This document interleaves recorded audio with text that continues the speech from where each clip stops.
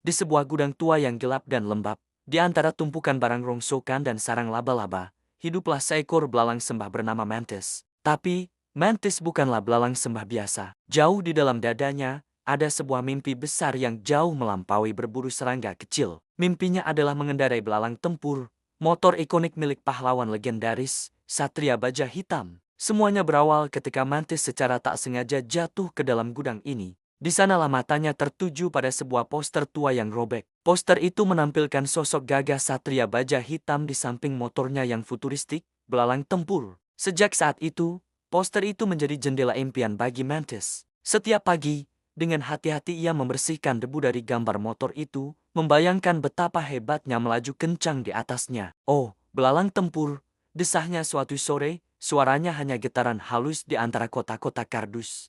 Kita pasti akan menjadi tim yang tak terkalahkan. Sama-sama Orthoptera yang perkasa. Tapi ada satu masalah besar. Ukuran tubuh Mantis hanya sekitar 6 cm.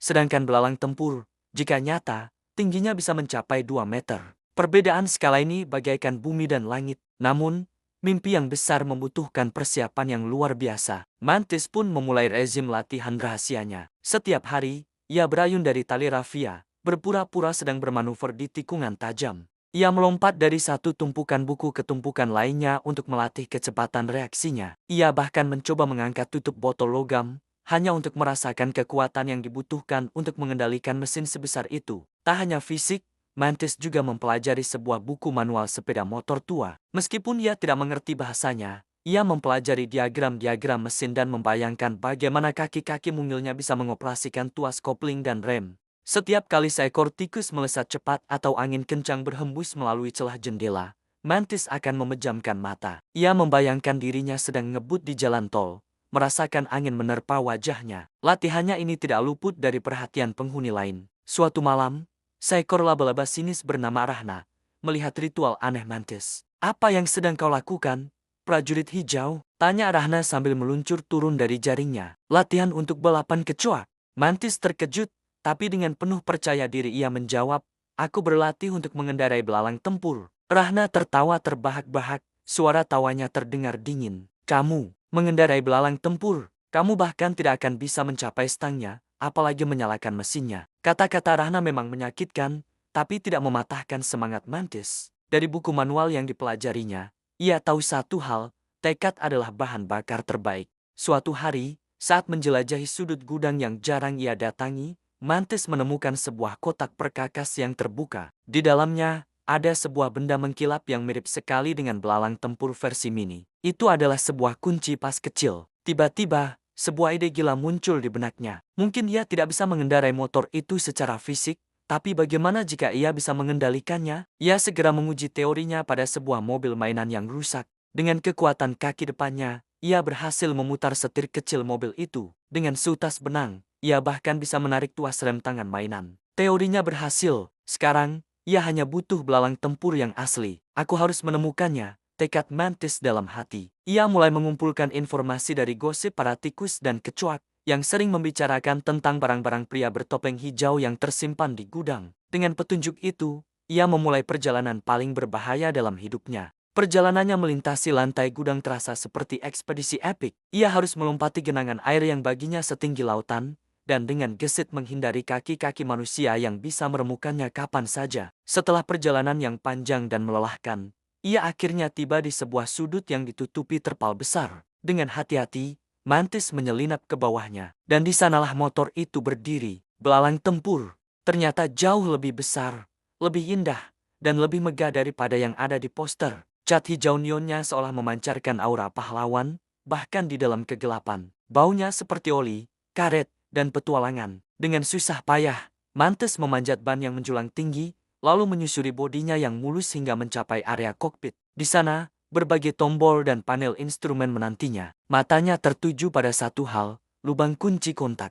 Mantis mengeluarkan kunci pas kecil yang ia temukan. Ternyata ukurannya pas. Dengan sekuat tenaga, ia mendorong kunci pas itu ke dalam lubang. Klik, lampu hijau di dashboard menyala. Belalang tempur itu hidup, walau hanya sebagian. Jantung Mantis berdebar kencang. Mimpinya ada di depan mata. Tiba-tiba, pintu gudang berderi terbuka. Sesosok pria masuk ke dalam ruangan. Pria itu sudah tua, tapi sorot matanya memancarkan kehangatan dan kekuatan yang sangat familiar. Itu adalah Koichi Hongo, sang satria baja hitam. Hongo terkejut melihat motornya menyala. Ia berjalan mendekat, lalu membungkuk dan menatap Mantis yang membeku ketakutan di atas kokpit. Bukannya marah, Hongo malah tersenyum. Kau ingin mengendarainya, nak? Mantis tidak bisa menjawab, tapi ia mengangkat kaki depannya ke arah tombol starter seolah ingin menunjukkan niatnya. Hongo berkata dengan lembut, kau tidak bisa mengendarai motor sebesar ini, meskipun niatmu sangat baik. Tapi, aku tahu perasaanmu. Dulu, aku juga seekor serangga yang ingin melakukan hal-hal besar. Hongo kemudian mengeluarkan sebuah alat elektronik yang rumit dan helm Kamen Rider berukuran super mini. Aku selalu berpikir,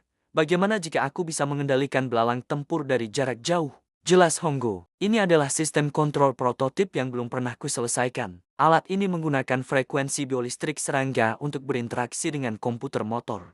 Hongo dengan hati-hati menempatkan Mantis ke dalam helm mini itu, yang kini berfungsi sebagai kokpit pribadinya. Di dalamnya, ada serangkaian sensor dan tuas mikro. Jika kau ingin menjadi pengemudi, maka jadilah, kata Hongo. Hari ini, belalang tempur membutuhkan seekor belalang sembah untuk mengendalikannya. Aku yang akan mengemudikan motor, dan kau yang akan mengarahkan serta mengendalikan semua senjata dan boosternya. Mantis merasakan lonjakan adrenalin yang luar biasa. Ini bahkan lebih baik daripada sekadar mengendarai motor sendirian. Ini adalah kemitraan. Hongo menyalakan mesin. Raungan dahsyat belalang tempur memenuhi seluruh gudang. Ia naik ke atas pelana, dengan Mantis di kokpit mininya, duduk tepat di depannya dengan pemandangan jalan yang sempurna. Siap, Satria Serangga? Tanya Hongo sambil memutar gas. Sebagai jawaban, Mantis menekan sebuah tuas mikro yang mengaktifkan booster kecepatan. Semburan api biru keluar dari knalpot. Tunggu, aku belum siap, seru Hongo sambil tertawa lebar. Mantis dan Hongo,